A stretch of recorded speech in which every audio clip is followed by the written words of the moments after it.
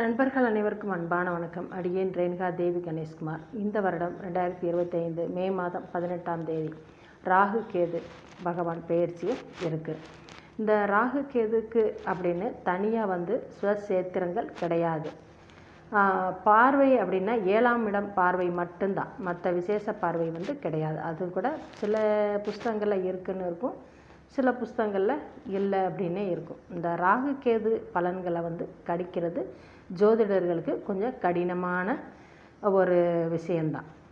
இப்போ இந்த ராகு கேது ராகு பகவான் கும்பராசிக்கு வர்றார், கேது பகவான் சிம்ம ராசிக்கு வர்றார். அப்போ உங்கள் ராசிக்கு 10ஆம் இடத்துக்கு ராகு பகவான் வர்றார். பொதுவாக ராகு கேதுக்கள் அப்படிங்கிற பாவக்கிரகங்கள், பொதுவாகவே பாவக்கிரகங்கள் உபஜய ஸ்தானத்தில் இருக்கும்போது மிக அதிகமான நற்பலன்களை தரும். உபஜய ஸ்தானம் அப்படிங்கிறது 3, 6, 10, 11 இந்த இடங்களில் பாவகிரகங்கள் இருக்கும்போது மிக்க நன்மை, மேன்மையான பலன்கள் இருக்கும்.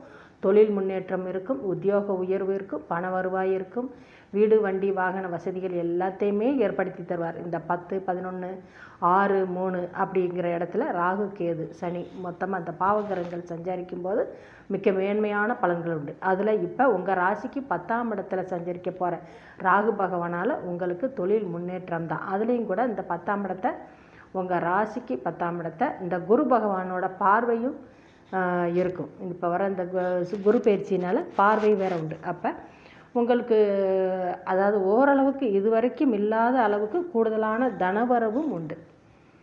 அதே மாதிரி பார்த்திங்கன்னா இப்போ இந்த 4ஆம் இடத்துக்கு வரப்போகிற கேது பகவானால் சற்று உடல் தொந்தரவுகள் இருக்கும். மார்பு பகுதி இல்லை